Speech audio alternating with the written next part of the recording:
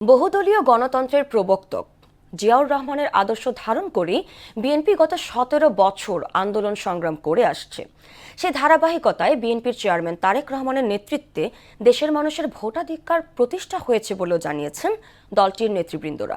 বিগত আওয়ামী লীগ আমলে লড়াই সংগ্রাম আর নানা নির্যাতনের ফলে বিএনপি প্রতিটি স্তরের নেতাকর্মীরা ছিল ভীত সন্ত্রস্ত।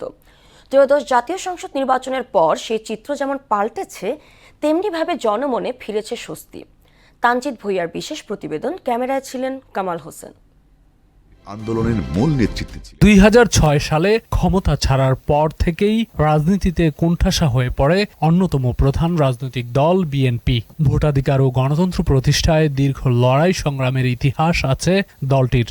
বিগত ফ্যাসিস্ট সরকারের আমলে বহু নেতাকর্মী গুম, খুন আর জেল জুলুমের শিকার হন।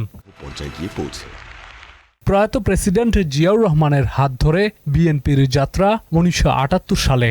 তার মৃত্যুর পর দলের হাল ধরেন বেগম খালেদা জিয়া, যার আপসীর নেতৃত্বে রাজনীতিতে শক্ত অবস্থান গড়ে তুলে বিএনপি। ১৯৯১ এবং ২০০১-এ সরকার প্রধানের দায়িত্ব পালন করেন বেগম জিয়া। ১১ পরবর্তী আওয়ামী লীগ আমলে শেখ হাসিনার রোষানলে পড়ে বিএনপির শীর্ষ নেতৃত্ব থেকে কর্মী পর্যন্ত। রাজনীতি থেকে সরিয়ে রাখতে করা হয় দেশান্তর। তবে যুক্তরাজ্য থেকে গত ১৭ বছর বিএনপির ভারপ্রাপ্ত চেয়ারম্যান তারেক রহমান দলকে এগিয়ে নিতে নানাভাবে কর্মকাণ্ড চালিয়ে গেছেন। বেগম জিয়ার প্রয়াণের পর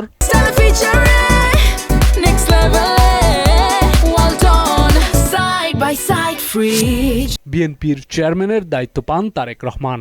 এরপর জাতীয় নির্বাচন আর তারেক রহমানের সরকার প্রধান হিসেবে দায়িত্ব নেয়ার পর থেকেই প্রতিশ্রুতি অনুযায়ী জনকল্যাণমূলক নানা কর্মকাণ্ড, এরই মধ্যে জনমনে আশার সঞ্চার সৃষ্টি হয়েছে। বিএনপির ক্রীড়া বিষয়ক সম্পাদক এবং ক্রীড়া প্রতিমন্ত্রী আমিনুল হক বলেন, বিএনপির নেতাকর্মীদের জন্য আগের ঈদ ছিল আনন্দহীন। আর দলটির যুগ্ম মহাসচিব হাবিবুন নবী খান সোহেল বলেন, হাসিনার আমলে প্রতিটি মুহূর্ত কেটেছে দুঃসহ স্মৃতি নিয়ে।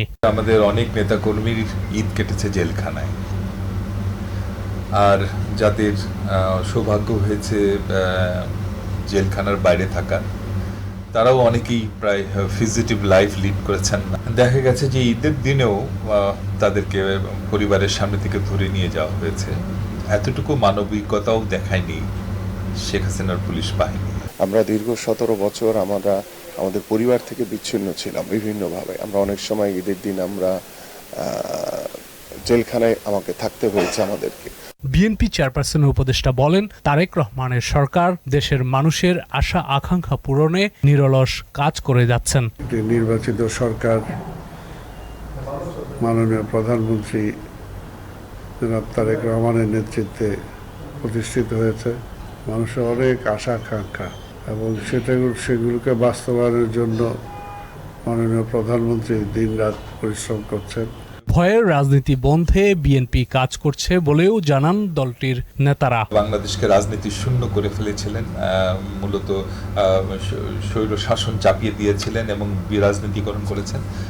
আমাদের নেতা গণতান্ত্রিক রাজনীতির ধারক, উনি সেই রাজনীতি ক্যারি করবেন। একটি অবাধ সুষ্ঠু নির্বাচনের মাধ্যমে যে আমরা শান্তিপূর্ণভাবে একটি ঈদ উদযাপন করতে পারছি, এই জন্য মহান আল্লাহ তাআলার কাছে শুকরিয়া আদায় করি।